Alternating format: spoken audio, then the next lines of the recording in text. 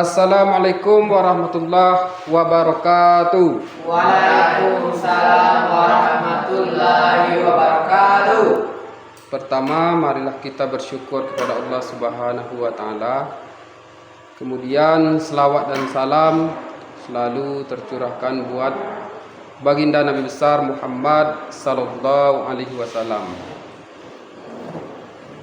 Jadi sebelum kita memulai pelajaran, marilah kita berdoa terlebih dahulu yang dipimpin oleh ketua kelas.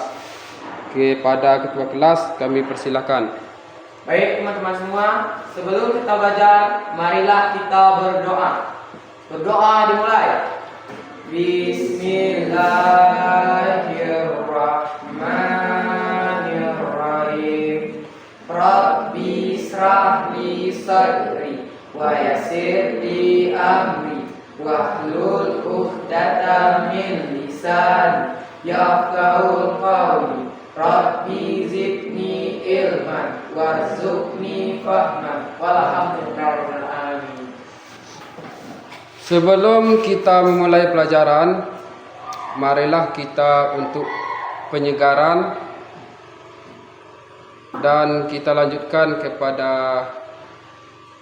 game, yaitu game ice breaking. Langsung saja untuk berdiri.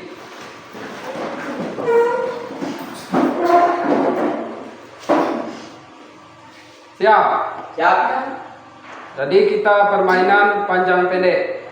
1, 2, 3. Panjang, pendek, panjang, panjang, pendek. Di selanjutnya kita kebalikan dari panjang pendek. Pendek, panjang, pendek, panjang, panjang, panjang. Nah, tepuk tangan. Jadi untuk selanjutnya kita masuk kepada materi, yaitu tentang qada dan qadar. Kita mempelajari iman kepada qada dan qadar. Nanti yang diharapkan adalah karakter religius. Tahu? Karakter religius ini maksud ini hubungan kita dengan Tuhan nanti berubah, baik keimanan, ketakwaan. Nanti setelah kita mempelajari tentang qada dan qadar, yang diharapkan adalah yang pertama karakter religius, yang kedua jujur, yang ketiga bertanggung jawab, yang keempat kreatif.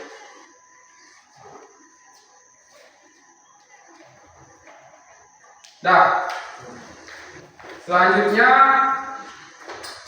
ada yang namanya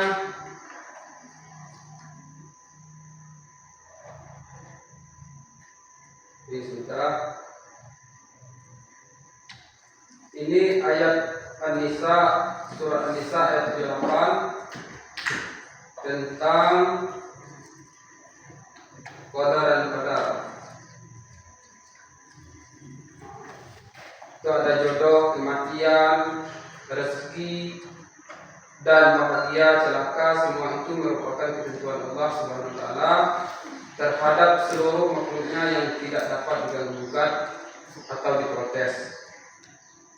Jadi seorang manusia, kematian itu sudah ditentukan oleh Allah Subhanahu wa taala. Kapan, di mana, dan waktunya, jam berapa, menit berapa, itu sudah ditentukan oleh Allah Subhanahu wa taala. Jadi kita jelaskan, yaitu qada. Qada dan qadar adalah kewajiban bagi kita setiap muslim.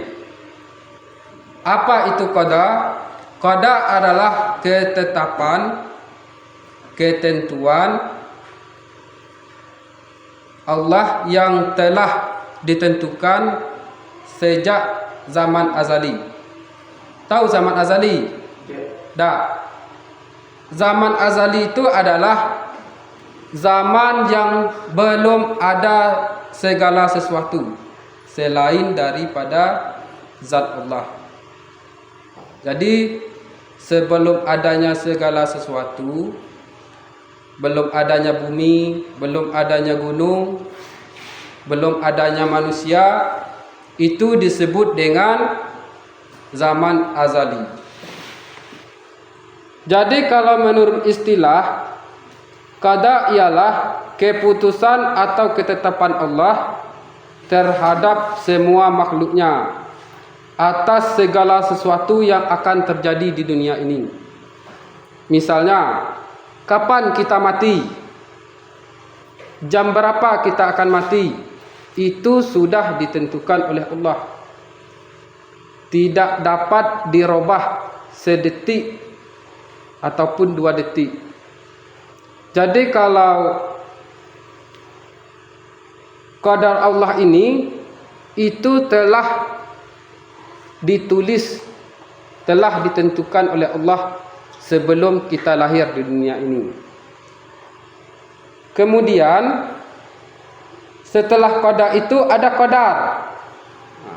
Qadar ini adalah ketentuan, ketetapan Allah yang harus terjadi bagi setiap makhluknya sesuai dengan batas ketentuan. Itu qadar. Qadar ini identik atau sering disebut dengan takdir. Pernah dengar takdir? Pernah.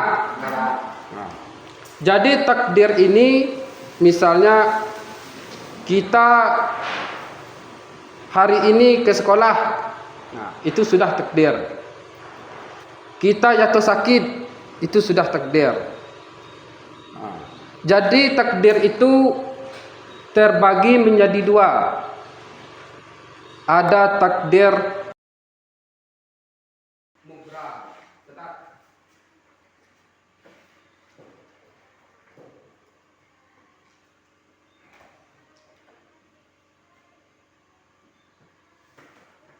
Sudah? Tak.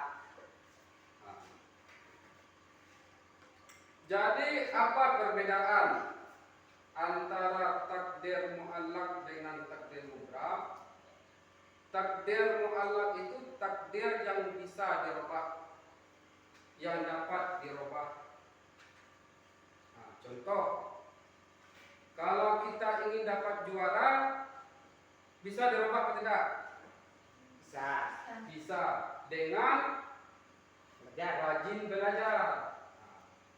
Itu takdir, tapi bisa dirubah. Jodoh itu takdir apa? Takdir muallaq atau takdir mubram? Jodoh muallaq. Bisa dirubah. Jodoh itu takdir mubram. Karena jodoh itu sudah ditentukan oleh Allah. Tetapi bisa dirubah kalau kita berusaha. Paham?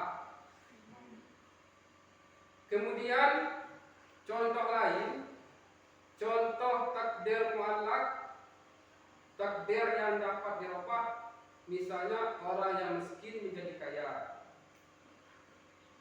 Itu contoh takdir muallaq. Kenapa?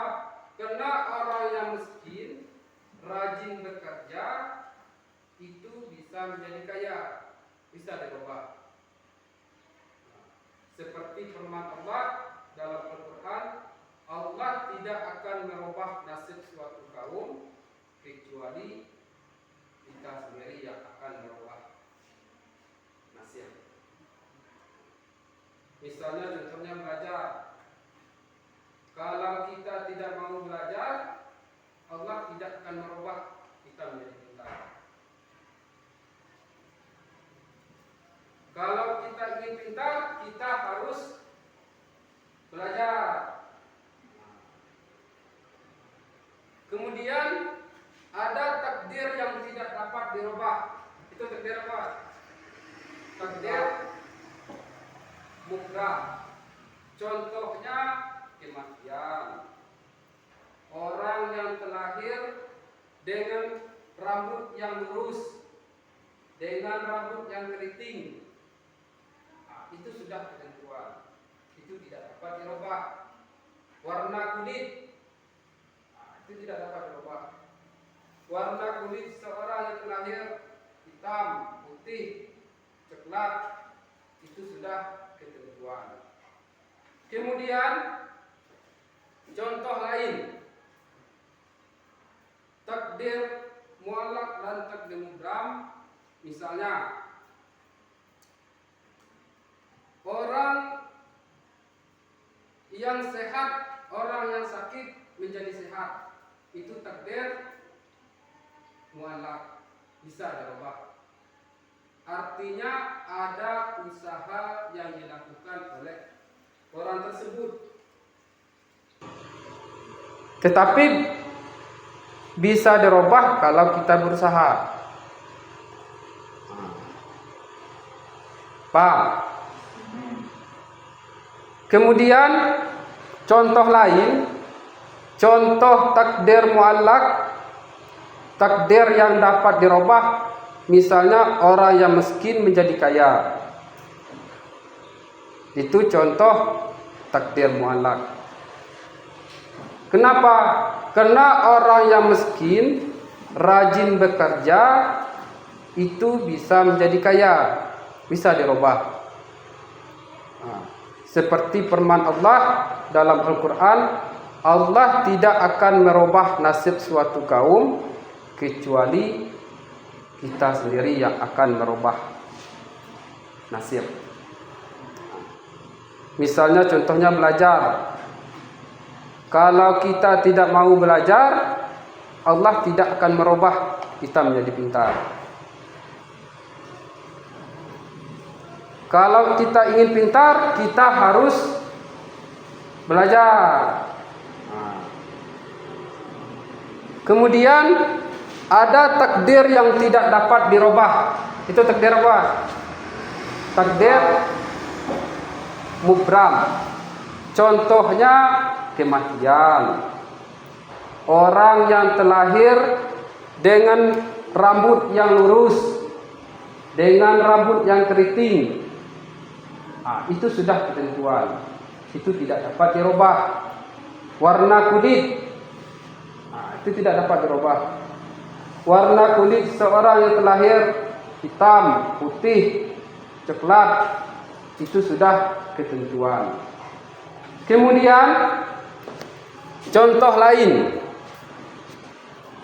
takdir muallaq dan takdir mubram. Misalnya orang yang sehat, orang yang sakit menjadi sehat, itu takdir muallaq, bisa dirubah.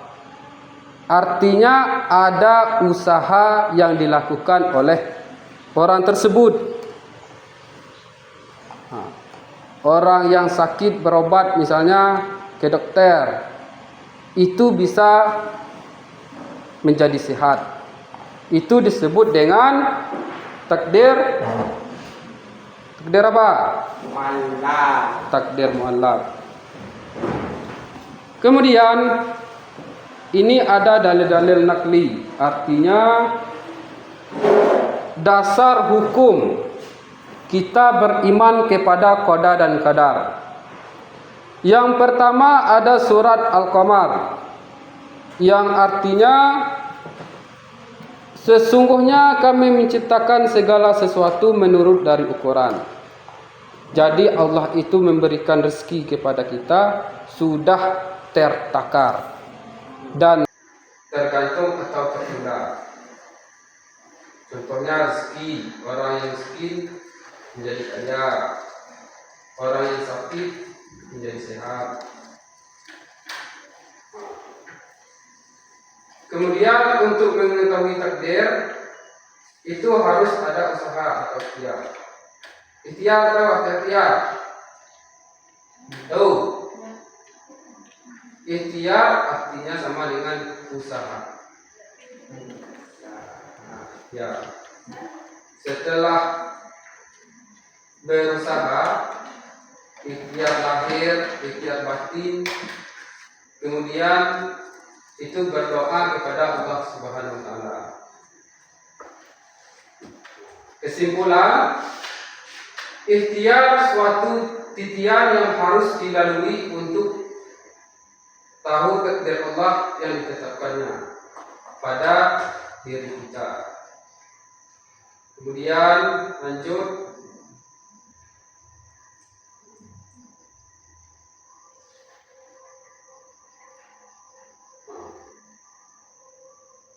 ikhtiar tidak menjamin kepastian hasil usaha. Jadi kalau kita berusaha itu tidak menjamin hasil. Yang penting kita telah berusaha, kemudian harus dibarengi dengan tawakal. Tawakal. Tahu? Tidak. Tawakal itu berserah diri kepada Allah Subhanahu wa taala. Tawakal yaitu menyerahkan semua hasil usaha yang kita laksanakan secara maksimal kepada Allah Subhanahu wa taala. Jadi setelah kita berusaha, misalnya kita ingin mencapai juara 1 juara umum, setelah kita berusaha itu baru kita tawakal, berserah diri kepada Allah Subhanahu wa taala. Selanjutnya, terima kasih. Jadi demikianlah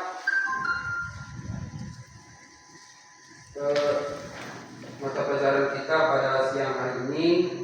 Kita tutup dengan Assalamualaikum warahmatullahi wabarakatuh. Waalaikumsalam.